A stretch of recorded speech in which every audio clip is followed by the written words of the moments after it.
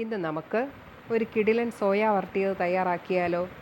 ഒരു പാത്രത്തിൽ വെള്ളം തിളപ്പിച്ച് ഉപ്പിട്ട ശേഷം 1.5 കപ്പ് സോയയിട്ട് 2 മിനിറ്റ് തിളപ്പിച്ച് ചൂടാറിയ ശേഷം 1-2 വെള്ളത്തിലിട്ട് പിഴിഞ്ഞ് മാറ്റി വയ്ക്കുക.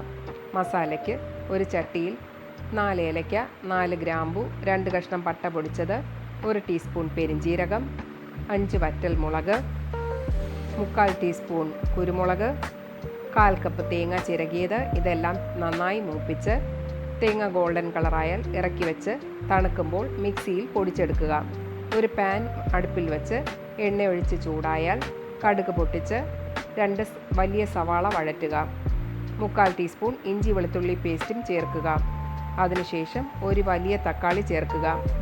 ഇത് നന്നായി വഴന്ന് സവാള ബ്രൗൺ കളറാകുമ്പോൾ 1/4 ടീസ്പൂൺ മഞ്ഞൾപ്പൊടി, 1/2 ടീസ്പൂൺ മുളക് പൊടിയും ചേർത്ത് നന്നായി വഴറ്റുക. അതിനുശേഷം അരച്ച് വെച്ചിരിക്കുന്ന കൂട്ടും ചേർത്ത് 3/4 കപ്പ് വെള്ളം ചേർത്ത് തിളയ്ക്കുമ്പോൾ സോയ ചേർത്ത് നന്നായി ഇളക്കി യോജിപ്പിക്കുക. 3/4 ടീസ്പൂൺ ടൊമാറ്റോ സോസും കൂടെ ചേർത്ത് ചെറിയ തീയിൽ അടച്ചു വച്ച് വേവിക്കുക.